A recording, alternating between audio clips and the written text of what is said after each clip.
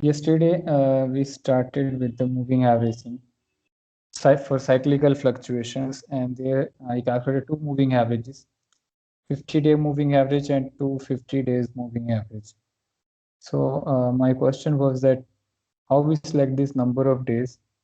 As Divya answered that correlation, if you take two longer time period, the correlation will be low, and if it's too shorter, even then again the problem is there. So we need some in between long duration and short durations. So yesterday, like this moving average we calculated for 50 days. So now let me give you an objective type of answer that how we select number of days.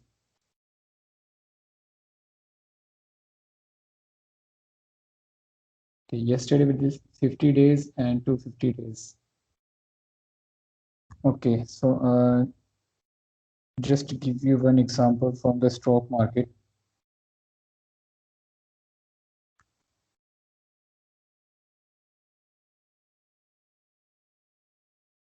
Let's take our own database rather than this hypothetical situation. Let me draw a graph for this moving average first.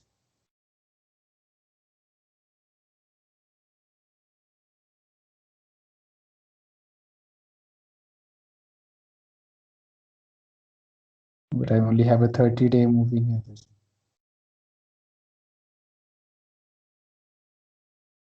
Okay, take any hypothetical moving average and just try to answer this question that how we select this number of days. His voice is still is breaking.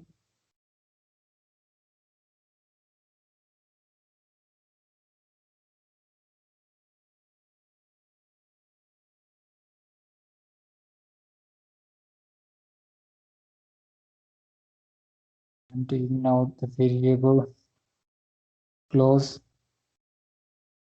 set. Time is already set. Date 1. Then with this, I need another variable. That is, let's see, I'm taking this 30-day moving average, or you can take any moving average just to see which one will fulfill the purpose. Set if command date 1 less than 21 October 2003. Okay.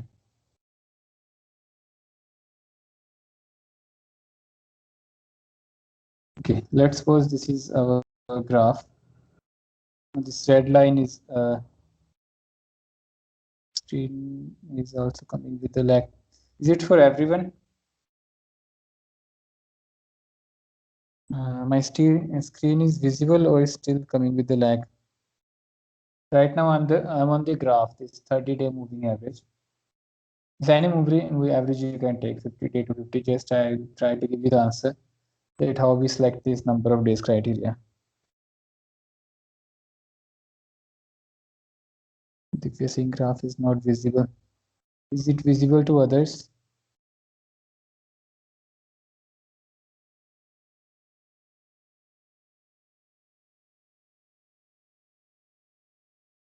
Okay.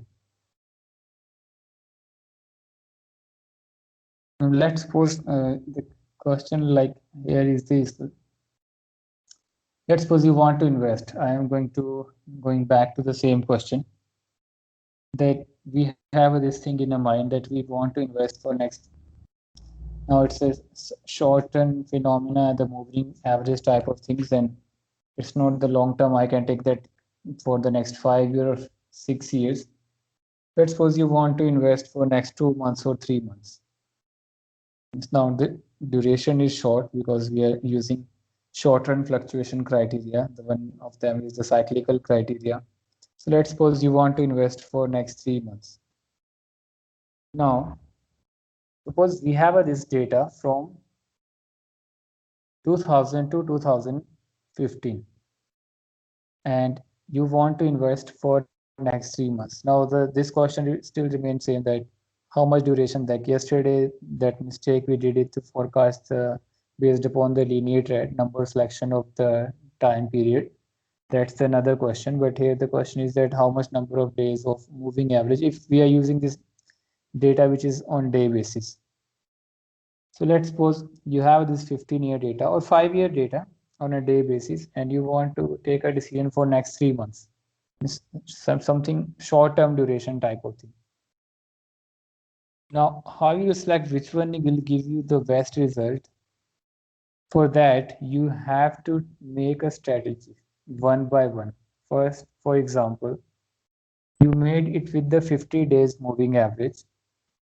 Now, based upon the 50-day moving average, now you have to make a strategy that, for example, if this my cursor is visible to all of you, for example, you have this type of strategy that whenever the price is upside the moving average, you buy the shares, and whenever it touch your moving average or you break your moving average, you exit from the market.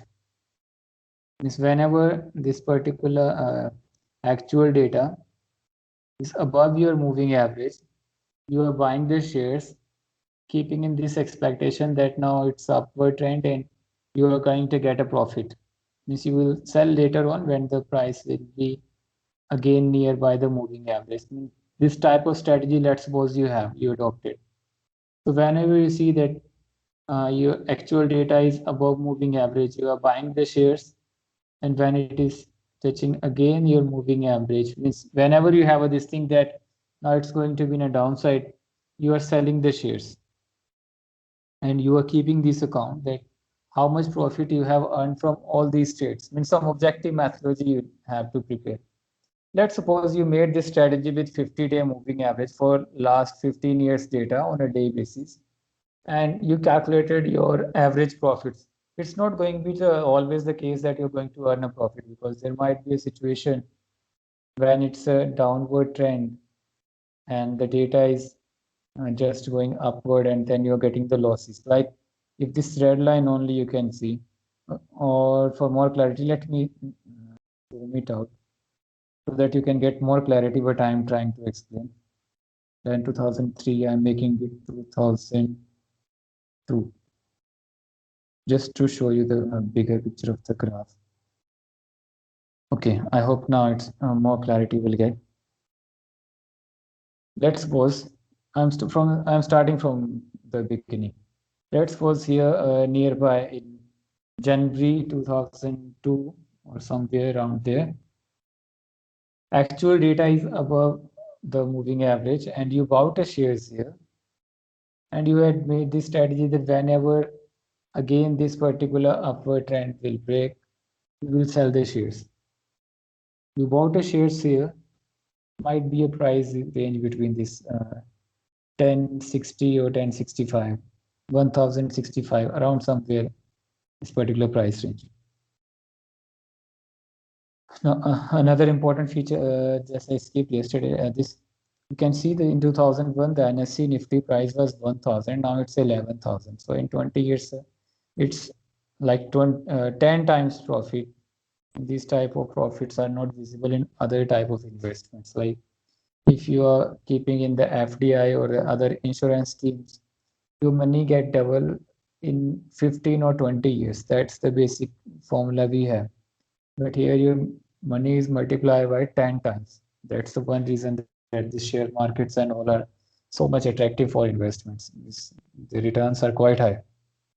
Okay, so let's get back to this thing. You bought the shares here.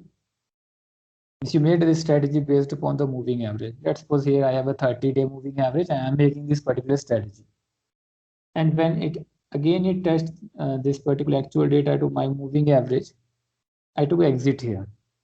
In this first scenario, I am in a loss because you can see the price where you bought the shares. Now where you have sold the shares, now we are in the downside position. So in first trade, we have a loss. Okay. Whenever you stuck, just ask that or any doubt you have. Then we are out of the market for quite some time. Again, when this particular actual data break this particular moving average, bought again the shares, divide the shares. Then again we weighted this moving average, and in here somewhere around I think 1075 or 80. Again we took exit. This time might be earned a profit. Okay, so let's suppose might be now we are in a profit situation. We first trade we have a loss. Here we have a profit, and let's take that this just with this graphical picture that this profit is quite high as compared to the previous one. Then again we are now out of the market because price in the downside. Again somewhere here we bought the shares, and then now you might ask that this thing is about the future, then how is working? This is something how we test our strategies. Like we have the past data, but we are making strategy for the past data to check where this thing will working or not.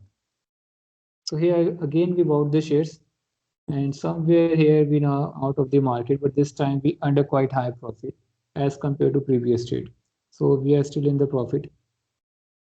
Next time now, just within maybe 2 or 3 days, again this moving average, this actual data is above the moving average. You again bought the shares, and then you again sold a share just within a 3 or 4 days. Might be no profit or just slight little bit of the profit. Then downside started. Now in the downside, here in this particular scenario, this price was above the moving average. You bought the shares, but then again it break all the share, but you bear a loss. Again you bear a loss. Again here again you have bear a loss. So this is a bear market. Again and again you are getting a losses. Then here somewhere you got a profit. Again loss, means in this particular scenario your losses are more as compared to your profit. So you might think that this particular 30-day moving average is this strategy you have to check for whatever data you have, like 15 years data. Here, just to zoom it out to give you this picture, I made this graph for 2001 to 2002, but you have to calculate these figures. Nowadays, algorithms are there, means this machine learning and all, means it's not the manual process. You have to just make a strategy, write the code, and it will give you all the results, your profit and losses for all the 15, 20, whatever data you have, 15 or 20 years. Let's suppose with this 30-day moving average, for last 15 years, you are not succeeded to get a profit. Then you will try 40-day moving average, then 50, then 60, then 70. Means you will do this hit and trial unless you have this figure in a profitable figure. Now there are n combinations, right? It might be that 10% profit, 20%, 30%. So you have to find that combination which will give you the maximum profit. But then it might be a situation that if you change the time period for 10 to 15-year data, that strategy is not working. Maybe another situation, this particular strategy is working in the NSE Nifty index, but not working in the another stock. Like you have a Airtel stock or you have a Reliance share prices, means it's not working there. Then you have to again work it out that which moving average. So it's not that only moving average is going to be, there are n number of techniques in the share market they try, means there are so many techniques they apply. It's not the only moving average, but just to give you the example. So this is the thing that you have this objective function like maximize the profit, right? And then you have this limitation. So you have to try combinations, different combinations. Whichever combination will give you the best results, that moving average you have to pick it out. So that's why this job is not easy, means you have to make n number of combinations. But if you are good in programming and you know how to write a logic, so these days these softwares, it won't take a time, just you have to make an algorithm, you have to write a code for that, and you can test your strategy based upon that. It will give you results. I mean, this is not manual, so within a 1 or 2 hours you can stretch and 5 or 6 strategies on a 15-year 20-year data. So that's not the restriction with the softwares. So this is how you can select this moving average. Now I am giving the example of stock market where actual investments happen. But if the scenario is quite different, like maybe this is a logistic type of thing, that you want to keep a stock based upon this particular information, that when you have to increase the stock of your logistic, whatever firm you have, then it's a quite different scenario.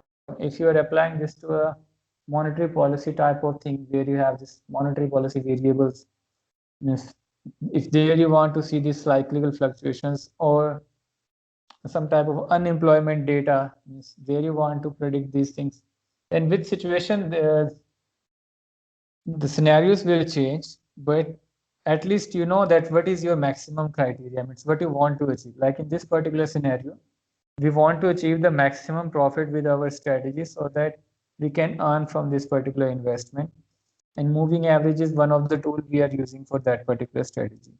So this depend upon your situation, the scenario where you're applying this particular technique, but always you have your objective function, right? So from there you can test your strategy, and whatever results you are getting, whichever giving you the maximum according to your objective function, the better results whichever moving average is giving you, that moving average you have to apply. That's the one reason that in the share markets and this trading markets, generally it takes 4 to 5 years to learn these skills. Then only one can claim that he or she is successful in the tradings. Is these skills take a time, hit and trial methods, and then a number of combinations that you have to do. But yes, these days now their softwares are there, algorithms are there, so it's not the manual process, so it's not so much time consuming. But this is not the only strategy. This is not the only strategy that they invest only based upon this time series data. There are fundamental. There are other variables. Those are quite important. It might be a macroeconomic phenomena and other variables. Here I'm restricted to only time variable. Means if you're thinking that okay, you have to take a decision only based upon the time variable, but we know this not the only, whatever variable we have, that not only depend upon the time only, there are n other variables also that we have to take into consideration. This is how you have to select the criteria. Correlation, no, Divya. If you ask me correlation thing in this strategies thing, then correlation won't give this thing, because here these are the downside, we are getting losses, and this is the upside. Then we need this all the calculation plus minus in the accurate figures, and this is manual, it's not possible. So correlation won't give this particular result. Means let's suppose you have a short duration this moving average, then your actual data and moving average is going to be a high correlation type of thing, right? Because that's not able to capture large fluctuations. So longer duration will capture the large cyclical fluctuations, means that they can get rid of those fluctuations. So correlation is not the way we look upon this selection criteria. So this is one example I'm giving from the stock market point of view or investment point of view, where you can apply these strategies. But there are n number of assumptions we are taking. First, that uh, the time is the only variable we are taking into consideration, although in actual scenario, there are n other variables that we have to take into consideration. Second, we are applying this based upon the whatever time or data we have. There are few limitations we have. So based upon that, I'm trying to give you these answers. But yes, those who try these techniques in the share markets and investments, they do n number of combinations and experiments with the strategies. Then only they can generalize that okay, this strategy is working, and they have this particular faith that okay, cyclical fluctuations will work, and we can work with these. This theoretical framework in the background they have this particular faith, and that faith is from their, not only from the data side of view, but their experience, whatever knowledge they have. So this is how you can apply this cyclical techniques to do forecast. But the limitation of this moving average is that long-term forecast is not possible, only the short duration forecast. For example, 1 day or 2 day only if you have a daily basis data. So that's the way you have to select the criteria for moving average. Means whatever objective function you have to put that objective function with your strategy, and then you have to calculate your results.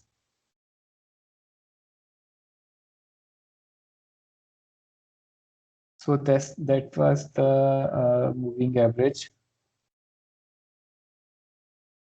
Yes, Divya. Anyone else want to contribute anything in this, or any doubt in this particular point, that how we select this particular criteria? Because I remember when I was doing trading, I was learning it from my friend, and we both are not good in the programming, so we are doing it manually. Means we bought this data from NSE that was quite expensive. That I think this 10-year data is around 1 lakh or 2 lakh something.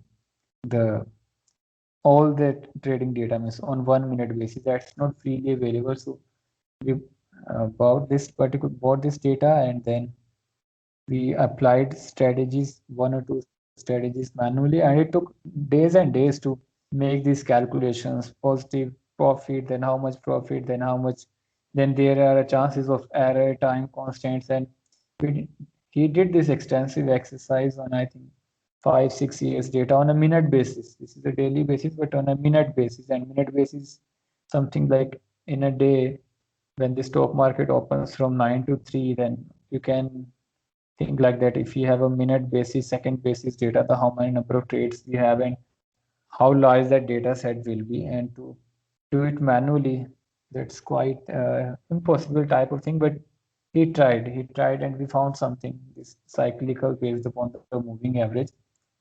But if we can do that with the algorithm and softwares, then you will get better picture. But then the constant is that software algorithm is taking this thing in the background, that you're quite means like a robot, that whenever it touch your particular, it break your moving average, immediately you can buy the shares. Although this human thing, like even a 1 or 2 seconds or a 5 seconds, when you apply the, you try to buy the shares even online, the fluctuations in the prices are sometimes quite high, so you miss that opportunity. So the practical scenario is quite different than this mechanical thing. But yes, still you can try this with the softwares, and you can put algorithm, and that's the, these days these professional intraday traders, they are using this knowledge of algorithm and trading. Okay, so this is about the moving average, cyclical fluctuation. So the next thing, yes, one another important thing I want to share with you. Maybe after calculating moving average, you have this particular dot in your data sets, and that might be that you face some problem here, because the reason is that this data is an inbuilt function for this moving average. And if we see these dates, since the trading is only 5 days a week, so Saturday, Sunday is missing. And when you calculate this x plus minus the moving average, x plus 1, 2, 3, then these dates will be appear as missing values for the Stata software. So that you have to cross check. Means I just today I have seen this thing, that it might be a wrong prediction because we have a missing values in the dates. So either you can cross check whether this is not counting these missing values, or the another solution you can try is that in place of this date, because in the date there are missing days, then in place of that you can generate new variable, like I have generated this, that now I have generated this on the serial number basis, 1 2 3 4, so that without any break. So that might be quite useful if you getting this problem of missing values, because this days, the data is only for 5 days a week. So there are missing values here, missing days here, maybe holiday or something. So that might create a problem to calculate this moving average.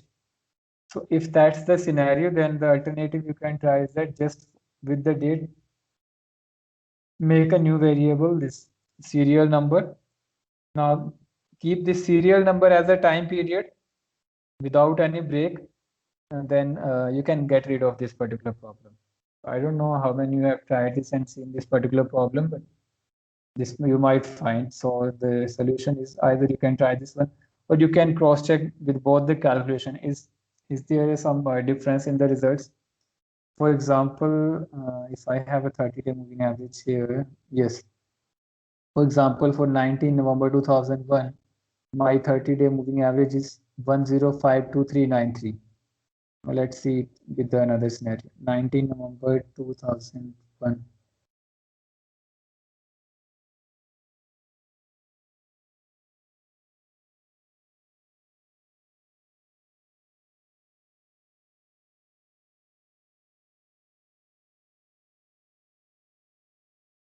19 November 2001. Yes, values is changing. Here the actual value is 1067.697. If I take these serial number as a number of day without any break, then value of the moving average is different as compared to this missing days scenario.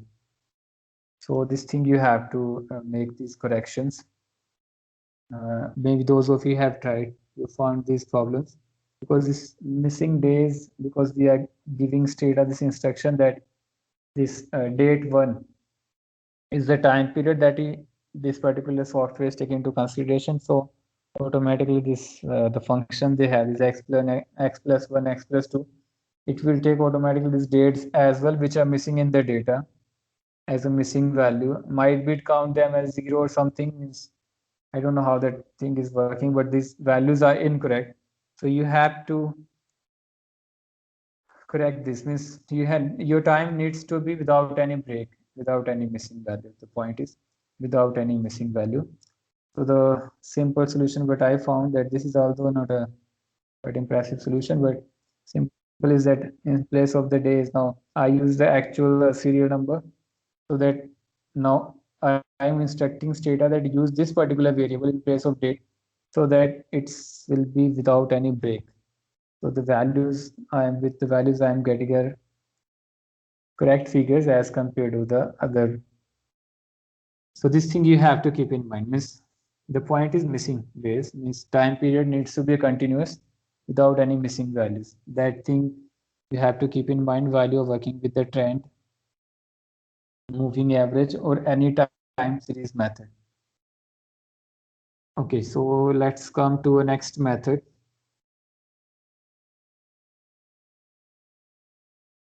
Next, another method for short-term cyclic fluctuation is exponential smoothing method.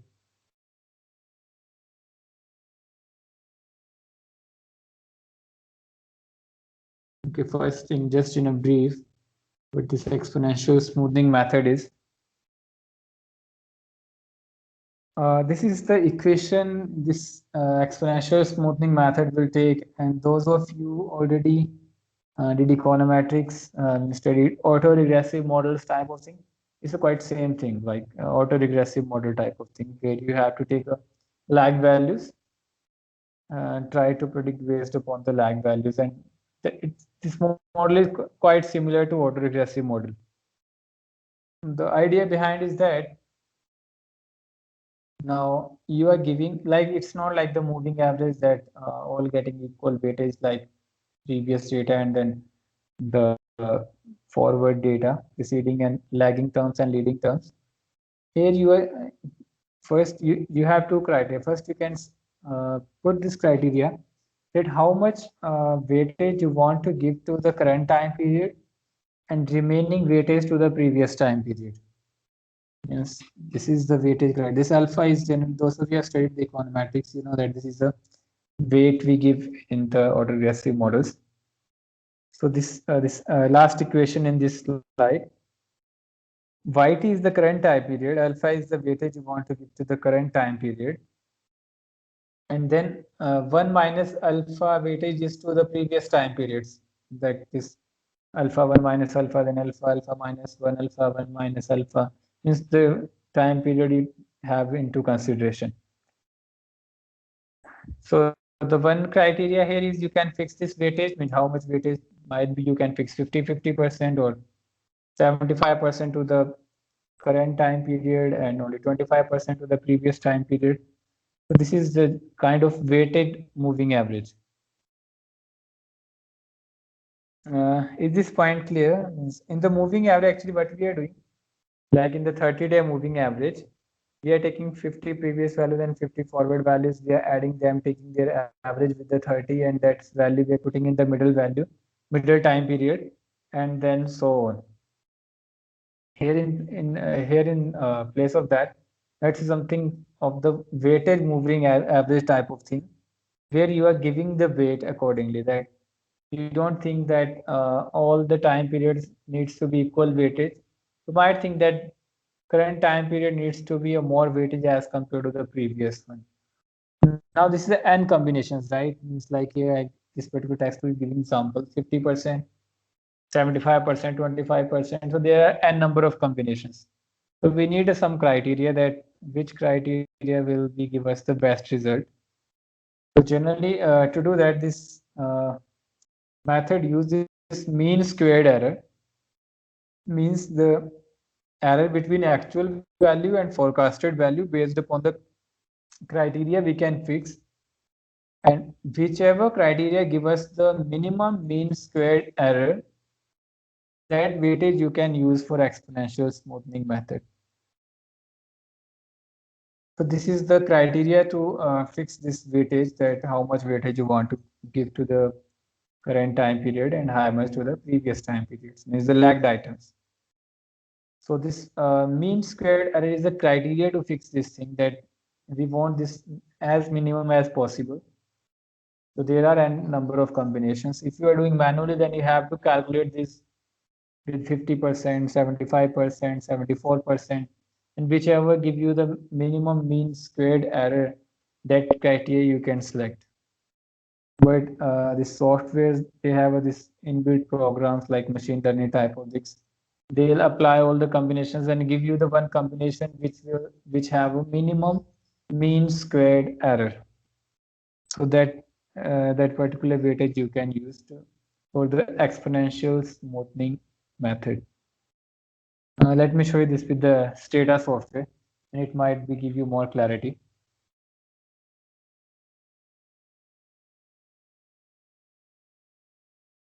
Okay, Rima is typing, so repeat what this mean squared error. This error is actually OLS type of thing.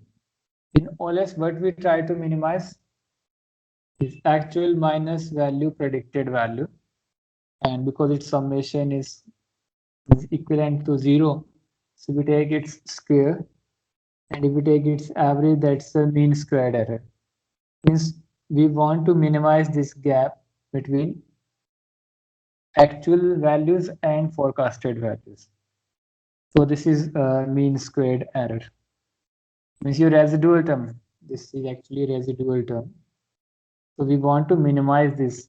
Now actual summation will be equivalent to 0, so we don't know which one is the best criteria. So to get rid of that, we take its square. That also we did in the OLS technique. And then take its average divided with the n. And now this is our objective function, that we want to minimize this mean squared error. Means we need a combination of this weightage which will give us the minimum mean squared error.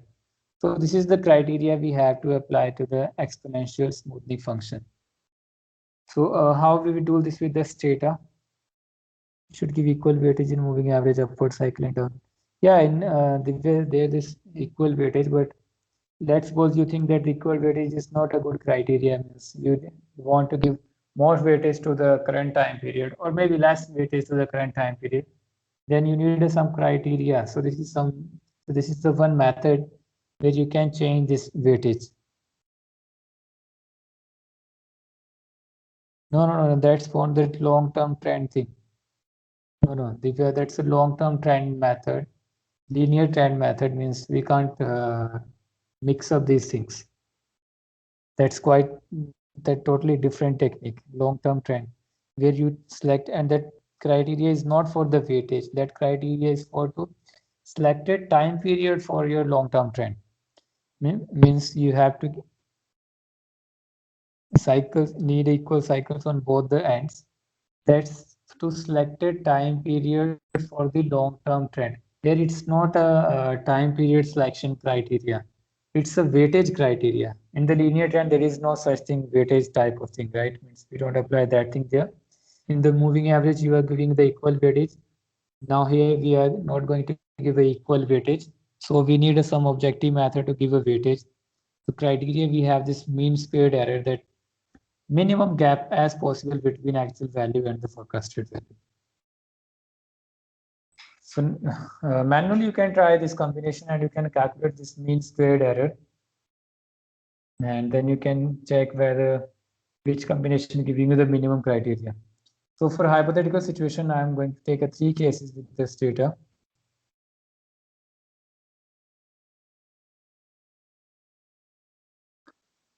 First, I'm going to use this 75%, then 25%, and then this inbuilt program in this data that which automatically give you the minimum mean squared criteria.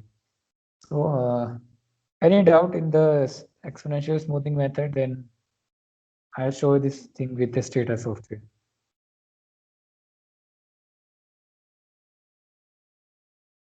Okay, go by these 3 methods. First, let me go by 75% weightage to current time period and 25% to remaining all the lagged items.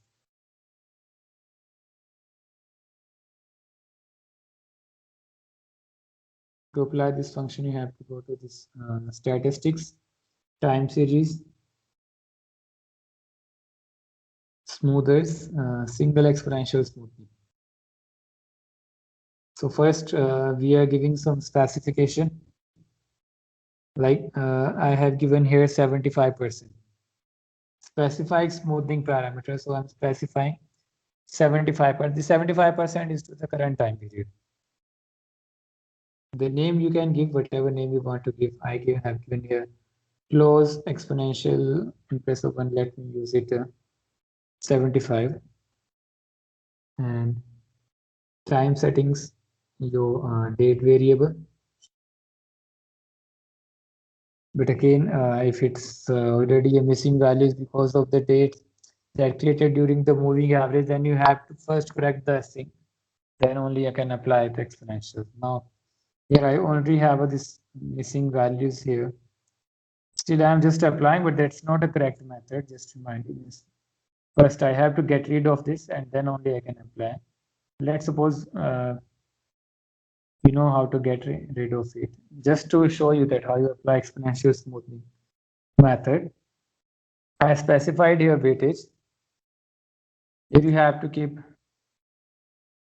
smoothing parameter. Parameter is that how much weightage you want to give to the current time period and how much weightage you want to give to the previous time periods. This is type of autoregressive model. So here like this alpha is weightage to the current time period and remaining weightage 1 minus alpha weightage to the remaining all the time periods. So let's suppose I want to give 75% weightage. You see there are n possible combination. The criteria is that whichever combination will give us the minimum mean squared error, that combination we have to use. Means whichever is give us minimum gap between actual value and forecasted value. That criteria we have to, and that criteria we have to select based upon the mean squared. But first let's do it in the manual process, that how you can select all these parameters. Okay. So it will give you the new variable, that is the exponential value smoothing curve in your data. Now you can see this new value exponential.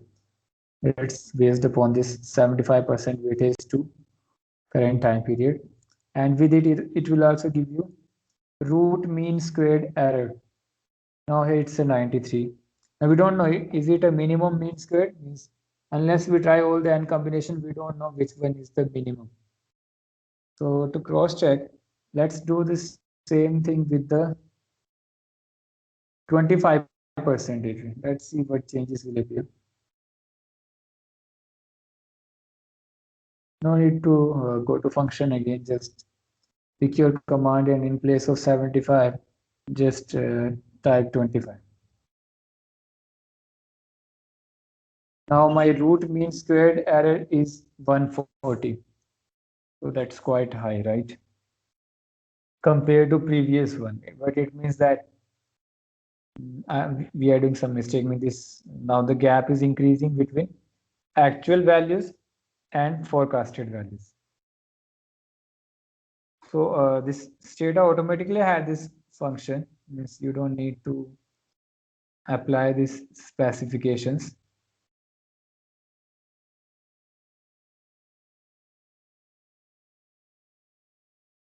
Here, if you tick this particular option, choose smoothing parameter to minimize sum of scared forecast errors, then this Stata automatically pick that particular criteria. You are not required to give this particular function. This is something machine learning type of means. These softwares are so smart, they can try this n combinations and can give you the one figure which is whichever you have in the objective function type of thing.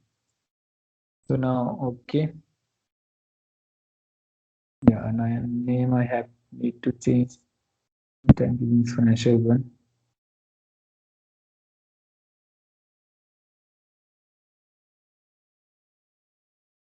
One is already defined.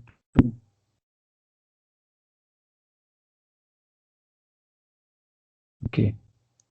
Now the criteria, it took 0.99 weightage to the current time period, and the root mean squared error is 90. Means there is no other combination which will give you this the value less than this root mean squared error. Is only a one combination, and that combination Stata is telling that the weightage to the current time period is 0.99. So that's means either you can go by this method, or you have some justification for any other criteria, then manually you can select the weightage. Now you always this thing in the mind that we need a minimum gap between actual values and forecasted values. So that's the one parameter. So if we have this parameter, then Stata is saying that the 0.99 is the parameter that you have to follow. Now, just cross check it with the graph, that what it means. Yeah, alpha is 0.99. Means there is no any other root mean squared error value which is less than this particular alpha. So let's suppose we have these three. We tried the 75%, 25%. Similar, you can try n combinations and you can cross check that the only minimum possible value of root mean squared error is 90.63, and that's with the 0.998 optimal exponential coefficient. So this is how you can apply this exponential smoothing method. Now the difference between moving average and exponential is that weightage type of thing. But with graph, just cross check means I can select the moving average is better or exponential smoothing is better. Now stock market, I can give the same answer. Whichever curve give me the maximum profit, I'll apply that particular. If it's exponential, then I'll go with the exponential. If it's a moving average, then I'll go with the moving average. Means I have of this objective function, maximize the returns. So whichever method will give me the maximum profit, I'll go by that particular method. Means that's the objective answer I have for these techniques, that which one you can apply. But theoretically, when you have this weightage thing in the mind that weightage not needs to be equal, then you have to go with the exponential method. The only crucial thing is what 99 is something like we are giving weightage to the current time period, approximately maximum weightage. It's not more than anything more than this 0.99. So we're giving maximum weightage to the current time period. The theoretical meaning of this particular criteria is that. So if you go by graphical technique, now here I'm trying to explain you this graph with three exponential curves. One with the 75, green one here, then yellow one or orange is for 25, and quite reddish is for 0.99. We have this blue one is the actual data figure. So again, that criteria that which exponential smoothing curve will be better for our data. So I have a same criteria, means whichever curve will give me the maximum returns that I can use. That I have that particular criteria, but here the criteria is like minimum of this mean squared error. Then if that's the criteria, then this red one is, now you can see this thing here. If you compare these three curves, 75, 25, 99, this 99 is giving maximum weightage to current time period. So you can see the gap between this blue actual data and red is minimum as compared to the other green or this orange one. In the orange one, we have used only a less weightage to the current time period, only 25%. So values are quite far from the actual data.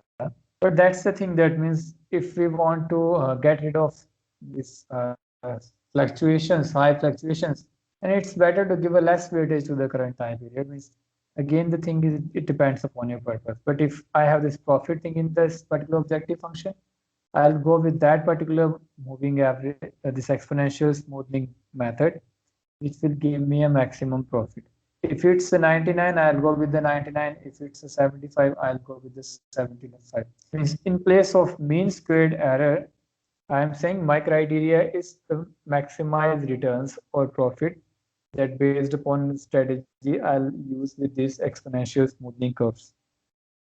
But if that's not the thing in your mind and you want only a minimum mean squared error, this minimum value for this particular thing, then here you have a 99. But you can see for the 99 that gap between actual and this particular 99 is much less, and it's quite difficult to make a strategy for this particular, like in the stock market, because there is no gap in between.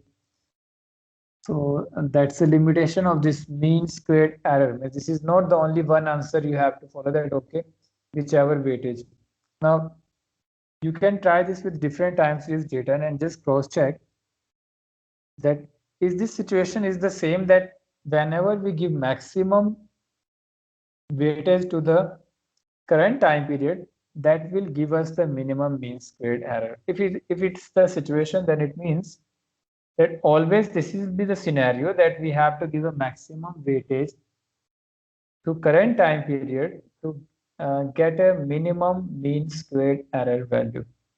But that limitation I am telling with this particular method, I can't apply this to this trading purpose, because there is no gap in between and there's so much fluctuation, so it's not possible to make any strategy. So that's the limitation of this particular minimum mean squared error methodology. I hope this point is clear to all of you.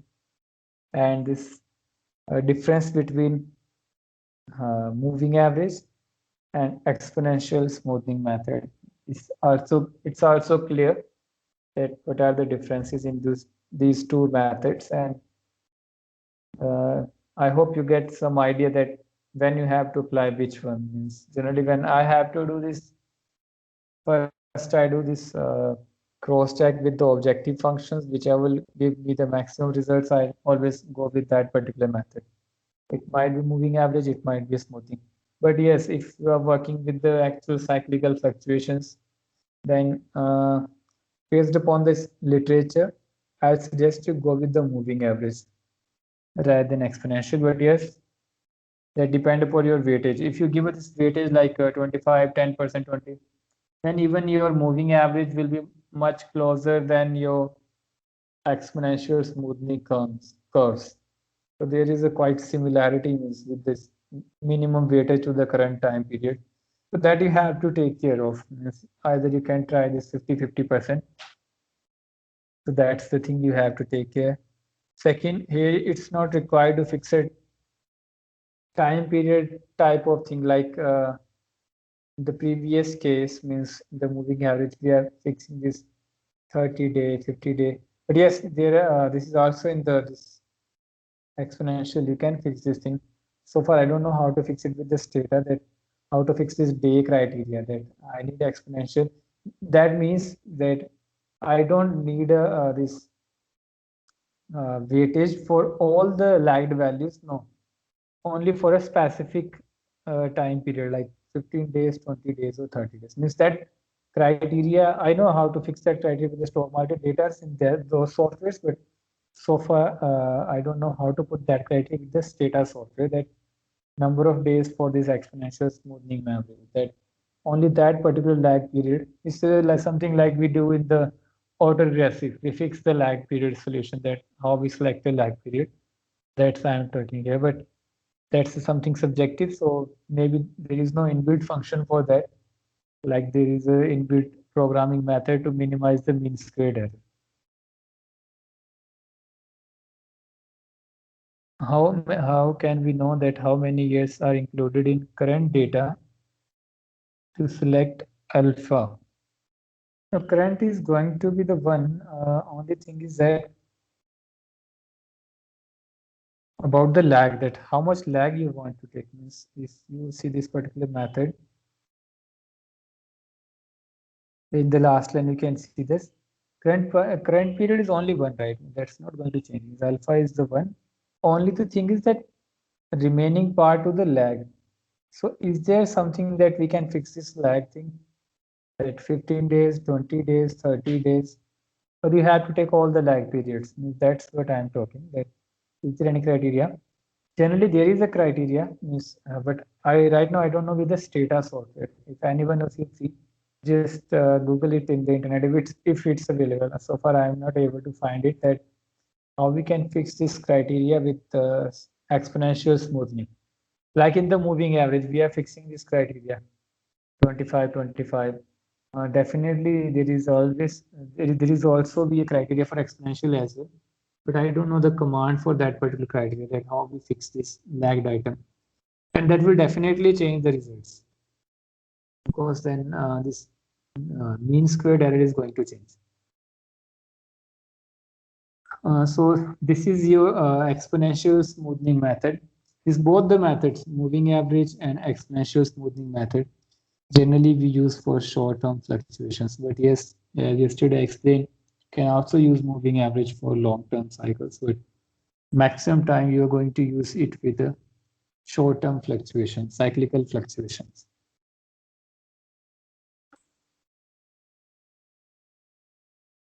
Then the next thing is after trend, cyclical, seasonal fluctuations. Now, for seasonal and irregular, this is quite tricky, that how we capture these fluctuations.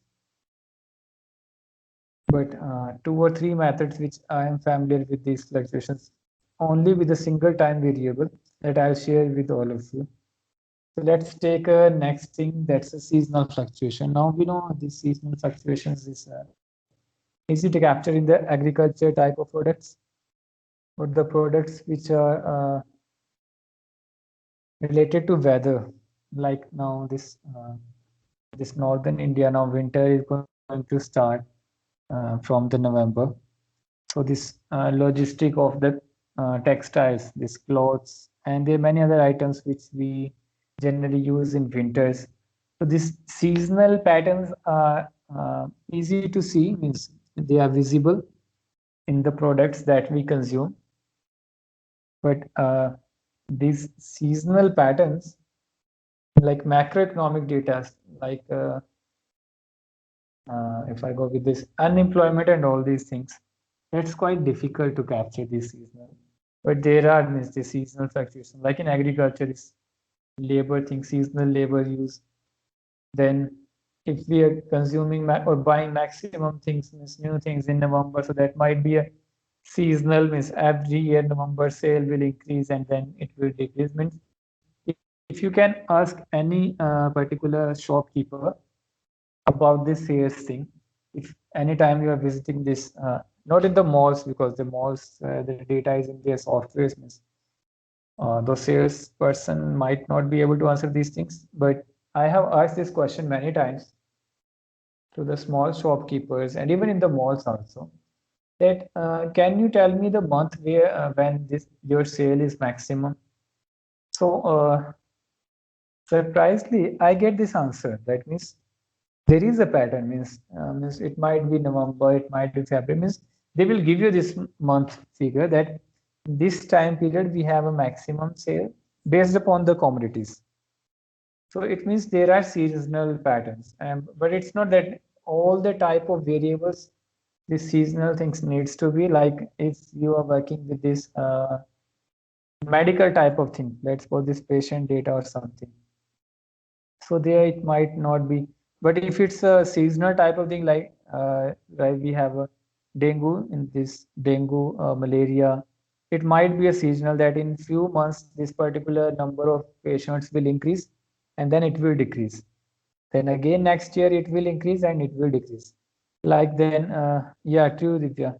Commodities, festivals, weather, culture festivals, like the marriage functions, like this now this end of October, November, then March. This booking of resorts will increase and then decrease. So there are and means so many factors, so many variables where you can see the seasonal changes are there due to this seasonal nature of consuming those things, and that will also reflect in the macroeconomic phenomena. So for I don't know with this monetary thing, is there something seasonal there also as well? Although I have never studied this as a special paper, this monetary economics or thing is that's not my subject or field of specialization. So I'm not aware. Is there any something, some variable in the monetary phenomena as well, where we can capture this seasonal phenomena in the money supply or demand or these things? But still, these things are interrelated with the transactions, and if transactions are seasonal, then definitely money will also get affected with these seasonal transactions. Then this agriculture and industry forward backward linkages. During the time of harvesting, there is a demand for few equipment that will increase. So that's again one reason of the seasonal fluctuations in the agriculture field. So means there are many examples you can find. Tourist, you can take a tourist destinations. There is number of bookings of hotels, means that's always like that's related to the vacations, like in the northern this hill stations, summers, and especially in the winter when there is a snowfall, the booking will increase near this new year and this Christmas. Means whenever they have a duration of vacations, like in summers, in May and June there are vacations in schools and colleges in Delhi and means the nearby cities. So people want to go around and they visit hill stations, tourist destinations. So if I am working on that particular variable, then again a change in the demand and supply, the seasonal factor is there in the commodities. But there are commodities where this is not quite known, like in the agriculture, milk. Milk generally we consume more with the constantly for all the year, but still there is a fluctuation in the price.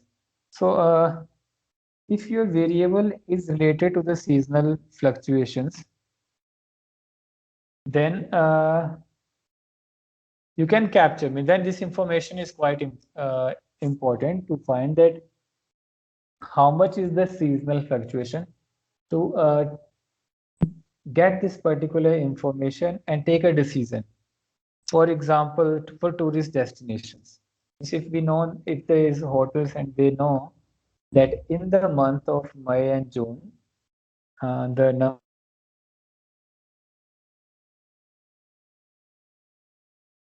who are going to visit these tourist destinations, then accordingly they will charge the prices.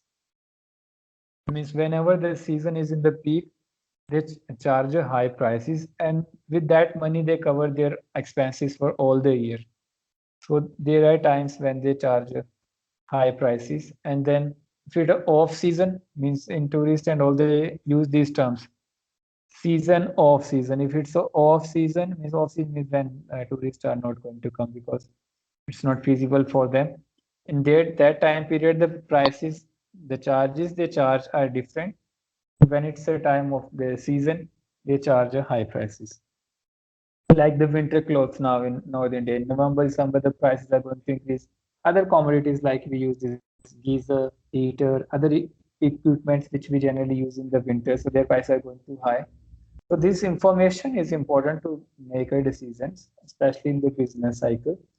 Similarly, in the macroeconomic phenomena, if you know these things, like so far I have not given any business cycle example to you this on the macroeconomic phenomena. For government is also important. Like if government know that this is something nearby boom or in the recession type of time period, then accordingly they can take this monetary policy measures and fiscal policy measures. So this cyclical fluctuations for macroeconomic phenomena are also quite useful. And this policy makers, this finance ministry and all, they take decision based upon those. And as we study in graduates, like how we identify we are in the recession, it's a parameter based upon inflation, unemployment. We fix these 2, 3 parameters, and accordingly we can decide aggregate demand, aggregate supply, that where we are. So that thing is quite important in the macro phenomena. Similarly, this seasonal fluctuation is quite useful for the government as well and for the companies. As earlier I was giving examples that why in India maximum companies launch new products, especially this electronic gadget type of products or this automobile industry in the November because of this Diwali festival and all. And there is a phenomena here that government and maximum companies give bonus, extra incentive more than the salary, and generally individuals spend that bonus amount on buying new things. So it's feasible for companies to launch a new product nearby that particular festival. So there are many examples. You will find that where this seasonal information is quite useful. That when you have to launch a new product, how you charge the prices. Like this year, this airline charges, this air fares are quite low as compared to the previous years because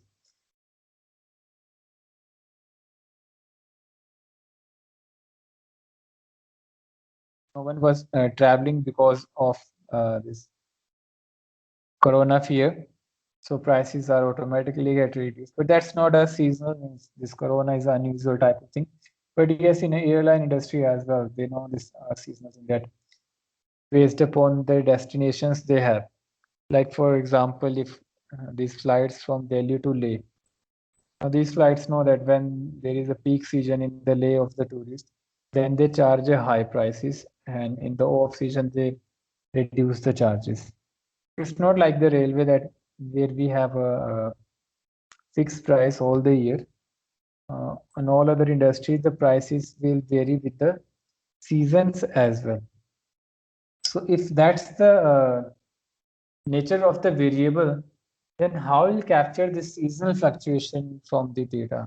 Is there any particular method or formula like for the cyclic fluctuation we have moving average or exponential smoothing method, or for long-term trend we have this linear equations and other non-linear equations to find a long-term trend. So is there any method for seasonal fluctuation? Any one of you, if familiar with, then please reply. Okay, so I'm going to use first indirect method. Tomorrow I'll take one direct method for seasonal fluctuation, and if possible, I'll try to take one 30 or 20 minutes for irregular means it's not easy to capture irregular components, but indirect method is there to capture that thing. So today, let's first do this indirect method to capture seasonal fluctuations. So here, in this particular method, what we are trying to do is we are trying to segregate these fluctuations based on this assumption that it's a multiplicative thing. In the starting, I told you that it might be that combination of these components, time series components, is additive, or it might be it's a multiplicative. Generally, in economic phenomena, I have found that they use multiplicative method. But if you have a time, you can do both hit and trial with both, and you can see which one is giving you the better results. Is that you can cross check, and there is no single answer for all type of variables. Maybe few variables, additive model is working, and maybe that in other variables, multiplicative model is giving the better results. So let's assume that multiplicative variable or the phenomena is in this time series component. So if that's the situation, then now indirect method is we can capture this information by dividing the TSCI is what this is the actual data, means the combination of all the factors. If you divide this particular actual data with trend and cyclical fluctuation, then you will get, as a reminder, seasonal and irregular fluctuations.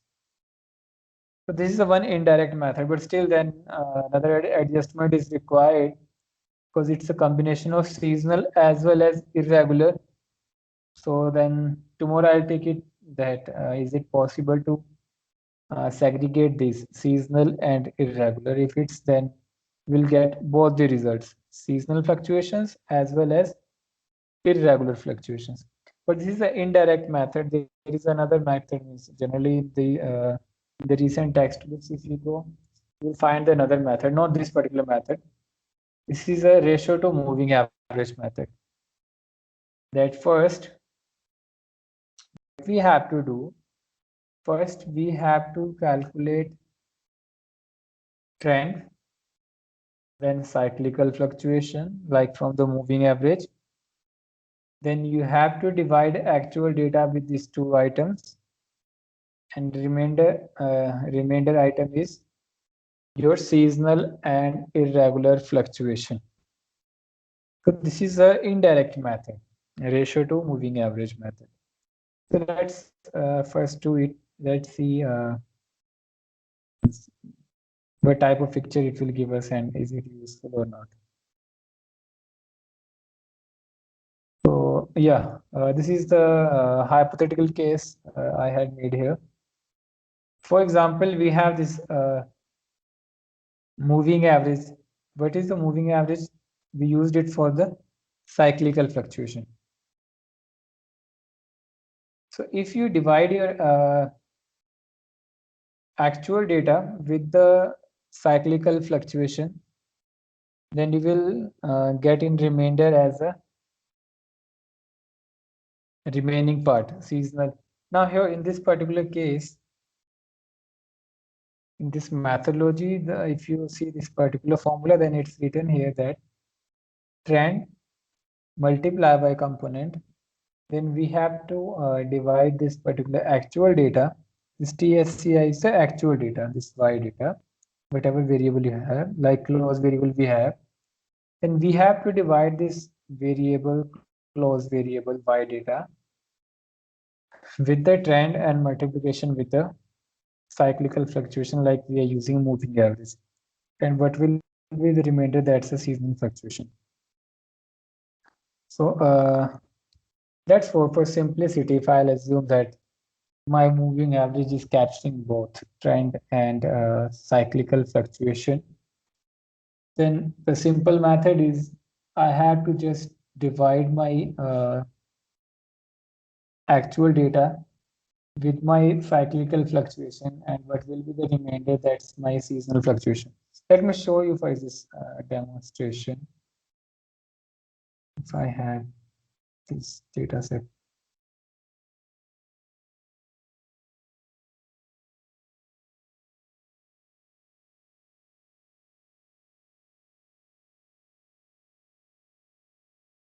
Okay, we have this 30-day moving average. Means let's suppose this is our method to capture cyclical fluctuation. So what we have to do, we have to divide actual data with the cyclical fluctuation. So I am generating new variable.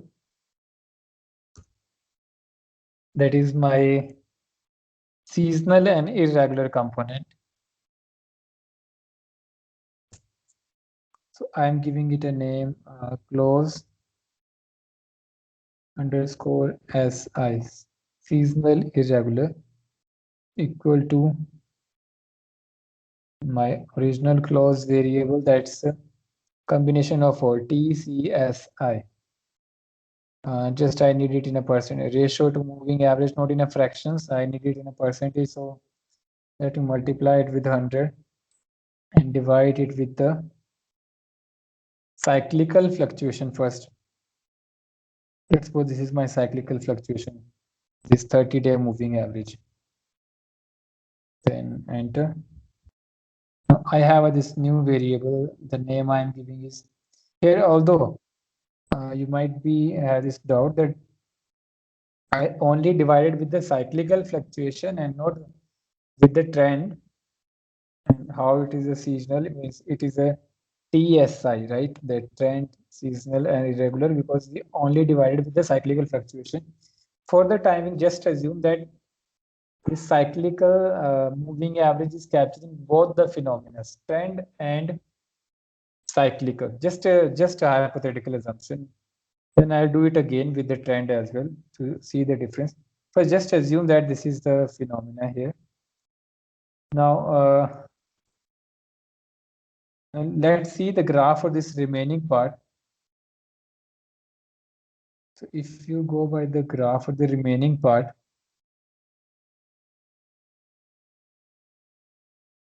so now you can see this is a seasonal fluctuation. Okay, let me show you with the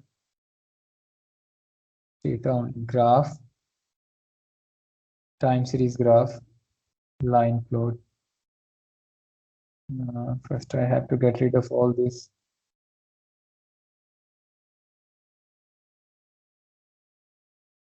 Two 2002 only plots.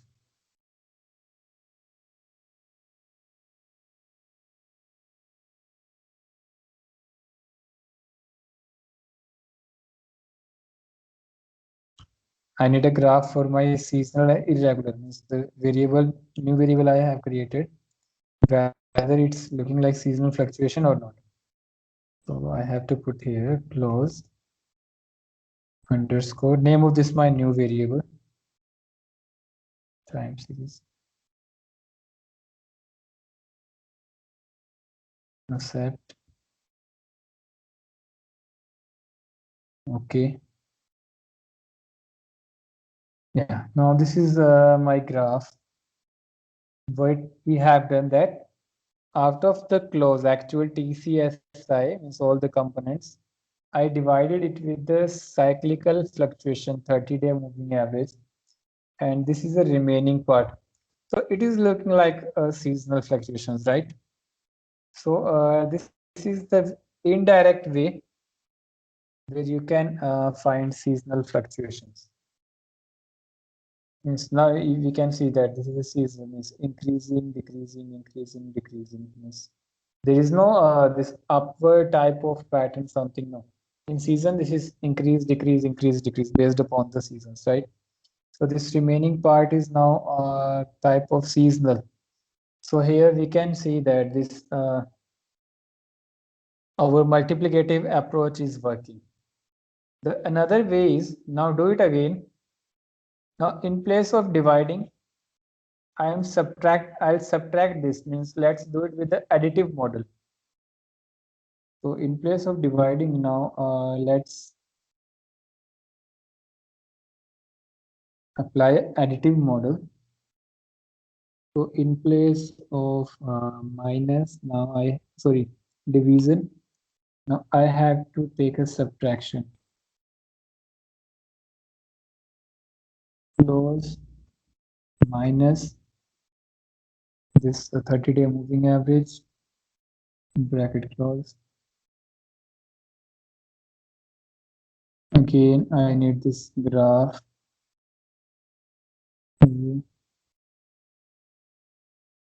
Okay, now again you can see that with the additive model, you can get this seasonal fluctuation. Now this is a tricky situation. Now what will you think that which one is the better method, multiplicative model or additive model? Means in both the cases, if we can go with this graph only, we can see that this is a seasonal type of, or this is just take a longer duration. Let me apply to this 2002, then 2005, just a longer duration. You can see for the long duration as well, the seasonal fluctuation is there, right? Okay, we might saying multiplicative. Means why? Means graphically, we are getting almost same results. Let me see the for this multiplicative as well for the 5 years. We have a more or less same results. So how we can select this, that additive is this is the in first, just keep in mind we are using this ratio to moving. This is the indirect approach. Means first we have to calculate other components of time and then just divide or subtract based upon your assumption whether you are going with the multiplicative model or you are going with the. So based upon this, if we can see this graphically, more or less we have a same type of graph in both the cases. This is the multiplicative model. Let me cross check with the values once again. 85 to 105, 95 to 105 for the multiplicative model, and for the additive model, yes, values are different. Seasons repeat every year. Schema and the just first put a thought on it. The values means pattern is same, but the values are different. Like if it's the additive model, now values are from here something quite negative to positive. Okay, means this close value. This is when we apply additive model. But if we apply a multiplicative model, values are positive. So this price will not going to be negative, right? Means that's not possible. So some mistake is there. Now here, one precaution is that since I already told you in the beginning that this data is with the missing values, so that first you have to get rid of, and then again you have to cross check. And is this negative problem still there with the IT model? Then it means multiplicative model you have to use. This is one simple answer I am giving, but without any theoretical framework. The answer needs a theoretical framework. That multiplicative means the combination, means your data is of a combination of the factors. So if that means theoretically, if you agree with that logic, then you have to go with the multiplicative. So in this case, this is the values and they are positive.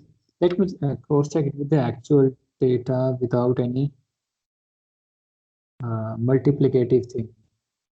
So that we can get rid of this doubt whether multiplicative is applicable or this additive is applicable.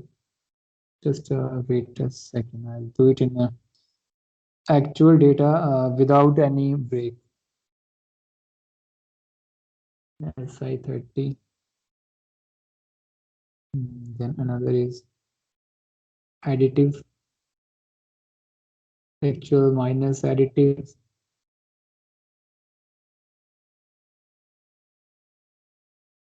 And now we have to cross check.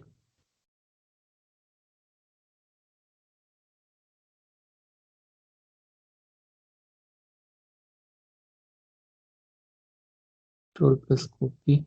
Now I'm doing it on the correct data where this negative problem is not there. So let me apply on the.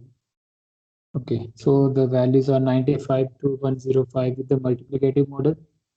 And let me cross check the additive models. Is it still a negative number? Then it means we have to go with the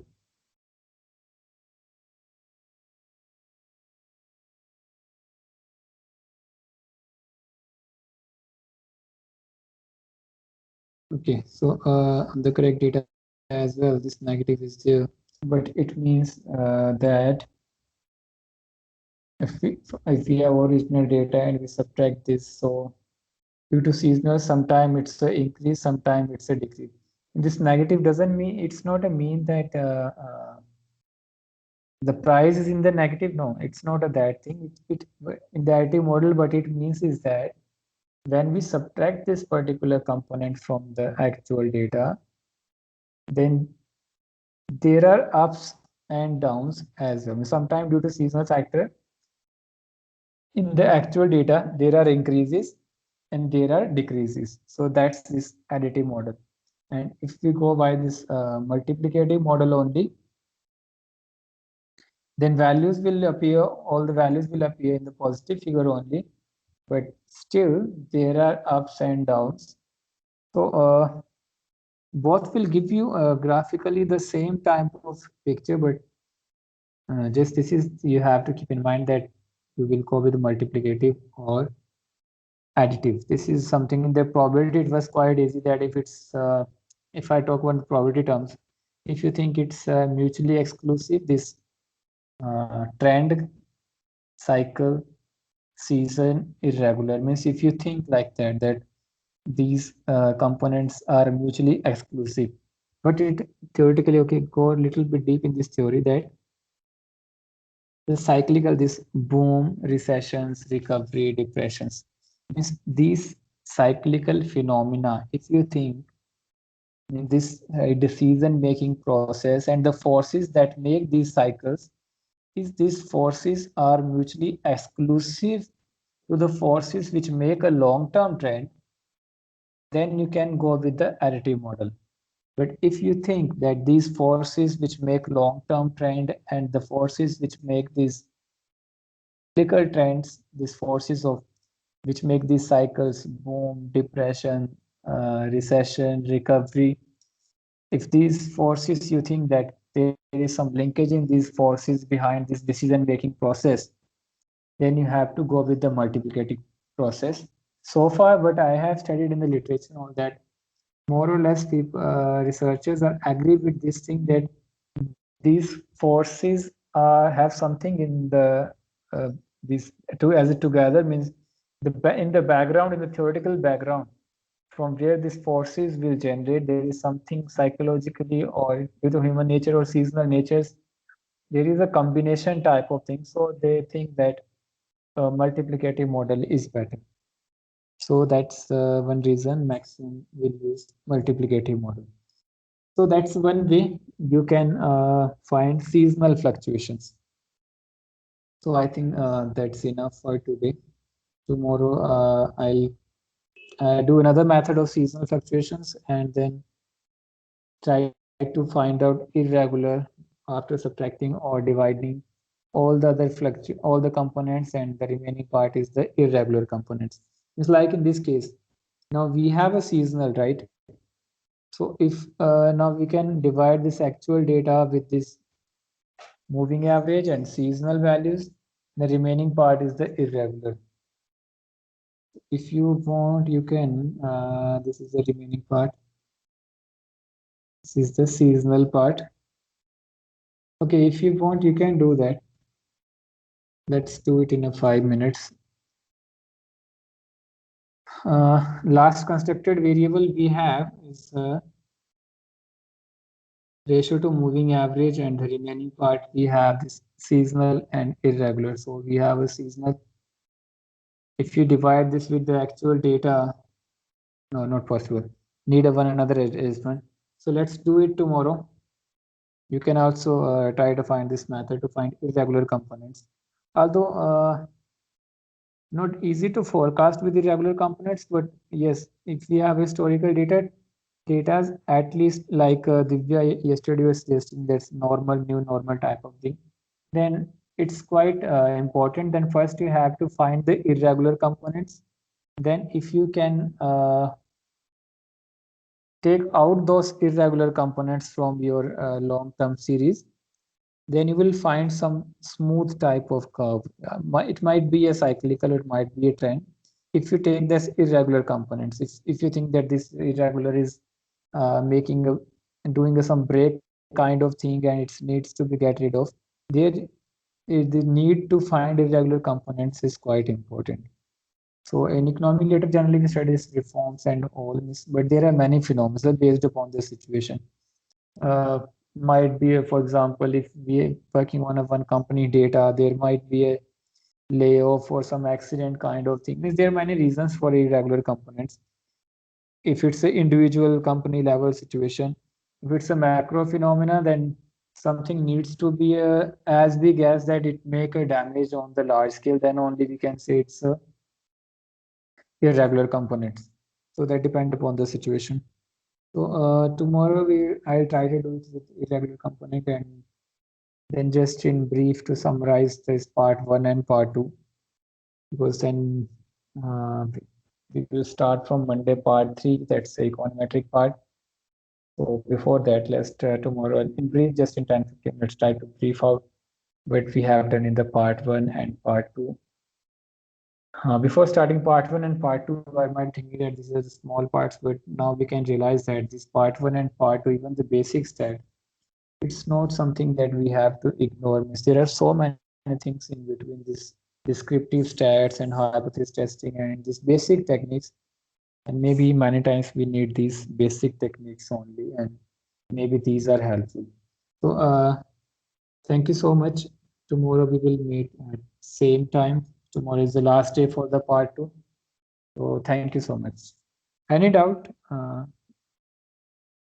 Otherwise, I'm closing this class.